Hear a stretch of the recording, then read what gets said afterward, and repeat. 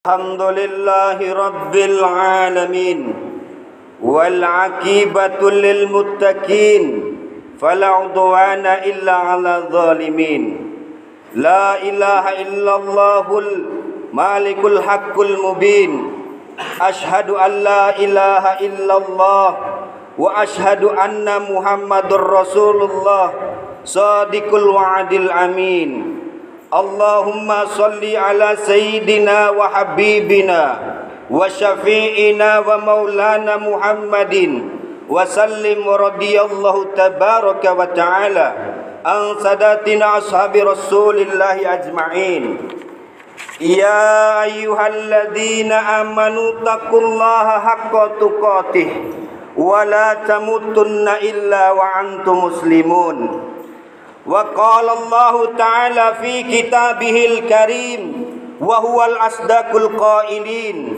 أعوذ بالله من الشيطان الرجيم بسم الله الرحمن الرحيم واستعينوا بالصبر والصلاة وإنها لكبيرة إلا على الخاشعين. Jamaah Jumat rahimakumullah, setiap kita akan mengakhiri hidup dan kehidupan ini dihadapkan lewat dua pilihan. Yang pertama, apakah meninggal dunia ini dalam keadaan baik atau sebaliknya kita meninggal dunia yang fana ini dalam keadaan yang tidak baik. Meninggal dalam keadaan baik kita kenal dengan husnul khatimah.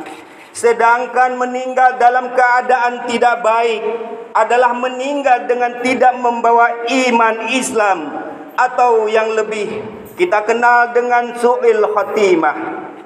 Tentu semua kita berharap semoga Allah Subhanahu wa taala menutup usia kita dengan kebaikan. Semoga Allah Subhanahu wa taala mengakhiri hidup dan kehidupan kita dengan husnul khatimah. Amin Allahumma amin. Jamaah Jumat rahimakumullah, wa aqala ba'dul ulama, sebagian ulama pernah mengatakan fi kitabihil Bustanul Arifin, dalam kitabnya yang bernama Bustanul Arifin.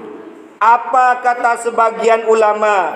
Al-asbabul mu'tadiyati li su'il khatimah arba'a, bahwasanya seorang akan Allah takdirkan, akan Allah tutup usianya dengan keburukan, artinya meninggal dalam keadaan su'ul khatimah. Ini ada 4 sebab. Yang pertama, at-tahawunu bis shalah. Orang yang akan Allah berikan su'ul khatimah adalah orang yang senantiasa meremehkan urusan solat yang 5 waktu.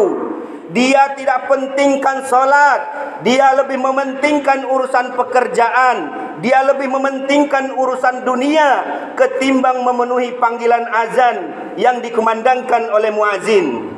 Jamaah yang dimuliakan Allah, maka kalau ini kita lakukan, na'udzubillah, sehebat apapun amalia kehidupan kita, kalau kita menganggap enteng, kita menganggap ringan, menyepelekan urusan solat 5 waktu, maka siap-siaplah Allah akan menutup kehidupan kita dengan su'ul khatimah. Iman Islam kita akan dicabut dari dada kita. Kenapa? Karena menyepelekan urusan solat. Maka sesibuk apapun kita, ketika terdengar suara azan, tinggalkan semua kesibukan dunia kita. Dalam sebuah riwayat hadis, nanti di yaumil qiyamah ada orang yang Allah bangkitkan dari kuburnya dengan wajah kal kawakib, seperti bintang yang bersinar di atas langit. Malaikat merasa takjub sampai malaikat bertanya, "Siapa kalian? Apakah kalian malaikat?" Mereka berkata, "Kami bukan malaikat. Kami ini umat Muhammad sallallahu alaihi wasallam." Lalu kenapa wajah kalian bersinar seperti bintang? Apa yang mereka katakan? Dulu ketika di dunia kami dengar suara azan, kami tinggalkan semua urusan dunia kami. langsung bergegas untuk kami menuju masjid untuk melaksanakan solat berjamaah. Lalu malaikat melihat sekelompok manusia yang wajahnya seperti bulan. Siapa mereka? Mereka adalah orang yang ketika azan berkumandang, dia sudah punya wudu. Azan belum terdengar, dia sudah bersiap-siap untuk melaksanakan solat. Dia ambil wudu, dia pakai pakaian yang rapi, dia pakaian yang suci untuk memenuhi panggilan Allah. Padahal azan belum dikumandangkan. Wajahnya seperti kal-qamar, bagaikan bulan. Ada lagi yang ketiga, wajahnya sangat istimewa. Wujuhuhum kasamsihi. Wajah mereka bagaikan matahari. Malaikat semakin takjub. Siapa kalian? Dan apa amalan kalian sehingga wajahnya seperti matahari yang bersinar? Mereka mengatakan, ketika kami di dunia sebelum azan berkumandang, kami sudah berada di dalam masjid atau musola, kami sudah wudu, kami sudah berada dalam masjid mendengarkan azan dari dalam masjid. Pertanyaannya hadirin, seperti apa nanti wajah kita di hari kiamat? Seperti bintangkah? Atau seperti bulankah? Atau seperti matahari? Atau mungkin kita tidak bercahaya sama sekali? Na'udzubillah, thumma na'udzubillah. Semoga Allah sinarkan wajah kita nanti di akhirat seperti matahari. Ini yang pertama hadirin, yang menyebabkan orang su'ul khatimah adalah orang yang menyepelekan urusan solat yang 5 waktu. Hadirin, ayo kita tingkatkan kemauan kita untuk ibadah. Jangan menunggu qomat baru kita datang ke masjid atau musola. Mari kita sambut azan itu dengan segera menunaikan kewajiban kepada Allah. Yang kedua hadirin, penyebab orang su'ul khatimah wasur'ul khamri. Dia gemar minuman arak. Bukan cuman arak, kullu muskirin, segala sesuatu yang dapat memabukkan, menghilangkan kesadaran, akal pikiran dan seterusnya, termasuk khamar. Apakah bentuknya pil atau bentuknya minuman keras atau yang lainnya, sehingga menyebabkan kesadaran diri kita, kemanusiaan kita hilang dari diri kita. Hati-hati meninggalnya dalam keadaan su'ul khatimah. Kita saksikan tiap hari ada saja yang meninggal gara-gara meneguk minuman keras. Ada yang berpesta ria dengan minuman keras, pesta arak, oplosan dan lain sebagainya. Ketika dia meninggal, min asbabil su'il khatimah. Rasul menyampaikan ada saja yang meninggal gara-gara meneguk minuman keras. Ada yang berpesta ria dengan minuman keras, pesta arak, oplosan dan lain sebagainya. Ketika dia meninggal, min asbabil su'il khatimah. Rasul menyampaikan al-khamru ummul khaba'ith. Minuman keras itu adalah puncak dari semua keburukan, semua kejahatan berawal dari minuman keras. Dengan mabuk orang bisa merampas, dengan mabuk orang bisa membunuh, dengan mabuk orang bisa melakukan perbuatan melanggar hukum negara, termasuk hukum agama. Maka tinggalkan minuman keras. Yang ketiga, penyebab su'ul khatimah, kata ba'dul ulama, adalah wa aququl walidain, menyakiti hati kedua orang tua. Tanya pada diri kita, pernahkah kita menyakiti hati kedua orang tua kita, baik dengan ucapan kita ataupun dengan perbuatan kita, sampai mungkin ibu bapa kita meneteskan air mata karena perbuatan, karena ucapan kita. Kalau ini pernah kita lakukan, cepat meminta ampun kepada Allah, minta ridho kepada kedua orang tua kita. Demi Allah, ketika kita membuat ibu bapa kita meneteskan air mata gara-gara ucapan kasar kita, gara-gara perbuatan kita yang menyakiti mereka, jangankan masuk surga, mencium wanginya surga pun tidak akan pernah Allah berikan kepada mereka.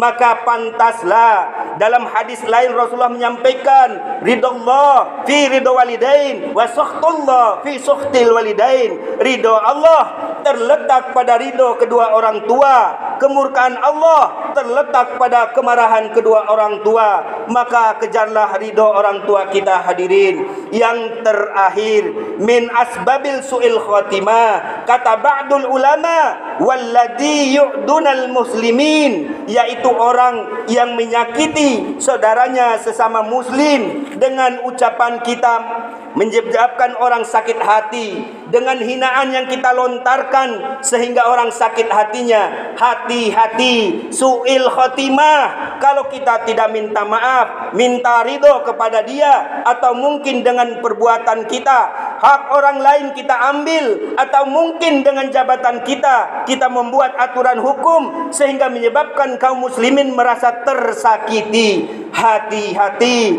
min asbabil su'il khotimah. Maka al-muslimu man salima al-muslimuna min lisanihi wa yahdih, adalah orang yang ketika membuat orang lain sesama muslim itu merasa aman, merasa senang dengan ucapannya, dengan perbuatannya, itulah muslim sejati. Sebaliknya, muslim yang sangat buruk, ya buruk di hadapan manusia pun buruk di hadapan Allah ketika dia menyakiti, membuat orang muslim lainnya tidak aman dengan perbuatannya, dengan ucapannya, dengan kebijakannya. Maka sebagai imam dalam rumah tangga, hendaklah kita mampu menjaga lisan kita terhadap istri kita, terhadap anak-anak kita. Izza'ul muslimin, hati-hati. Yang sering kita dengar adalah anak durhaka kepada orang tua, wajar. Tapi ada orang tua yang durhaka kepada anaknya. Mungkin dia mengucapkan kata-kata yang tidak pantas kepada anaknya. Bahkan hati-hati, sembarang berucap kepada anak akan menjadi doa buat anak-anak kita. Memanggil dengan bahasa yang tidak pantas kepada anak kita, mengucapkan kalimat yang tidak baik kepada istri kita. Hati-hati, ija'ul muslimin. Ketika kita tidak bertaubat kepada Allah, maka su'ul khatimah, meninggal dunia ini. Maka hindari ini semua hadirin. Kita yang hadir hari ini, keluarga kita, saudara kita, memanggil dengan bahasa yang tidak pantas kepada anak kita, mengucapkan kalimat yang tidak baik kepada istri kita. Hati-hati, ija'ul muslimin. Ketika kita tidak bertaubat kepada Allah, maka su'ul khatimah, meninggal dunia ini. Maka hindari ini semua hadirin. Kita yang hadir hari ini, keluarga kita, saudara kita, Allah wafatkan kita dalam keadaan husnul khatimah. Maka perbanyaklah doa dengan doa ya Allah, ya Allah biha, ya Allah biha, ya Allah bihusnil khatimah. Aqulu qawli hada wa astaghfirullah li wa lakum fastaghfiruhu innahu huwal ghafurur rahim. Allahumma salli wa sallim ala sayyidina wa maulana Muhammad. Allahumma salli wa sallim alaihi. Alhamdulillah, alhamdulillahi hamdan bila goyah wa syukran bila nihayah. Ashhadu an la ilaha illallah wa ashhadu anna Muhammadan abduhu wa rasuluh. La nabiyya wa la rasula ba'da. Allahumma salli wa sallim wa barik ala Muhammadin bin Abdillah wa ala alihi wa sahbihi wa mawalah. Amma ba'd, faya ibadallah, usini nafsi wa iyyakum bitaqwallah, faqad fajal muttaqun. Qala Allah Ta'ala fi kitabihil karim, a'udzu billahi minasy syaithanir rajim. Bismillahirrahmanirrahim. Innallaha wa malaikatahu yusholluna 'alan nabi. Ya ayyuhalladzina amanu sallu 'alaihi wa sallimu taslima. Lakal hamdu ya Allah, ya Maulana, ya Rabbana, ya Ma'bud. Allahumma salli wa sallim ala sayyidina Muhammadin fil awwalin. Allahumma salli ala sayyidina Muhammadin fil akhirin. Allahumma ighfir lil mu'minina wal mu'minat wal muslimina wal muslimat al ahya'i minhum wal amwat. Rabbana hab lana min azwajina wa dhurriyyatina qurrata a'yun waj'alna lil muttaqina imama. Duhai Allah yang Maha Penyayang, Ampunilah segala dosa kami hadirin Jumat pada kesempatan ini ya Allah. Karuniakan kami kemudahan untuk melaksanakan perintah-perintah-Mu ya Allah dan menjauhi larangan-Mu ya Allah. Ya Allah, tunjukkan kami jalan yang lurus, tunjukkan kami jalan yang dapat menyelamatkan kami daripada su'ul khatimah ya Allah.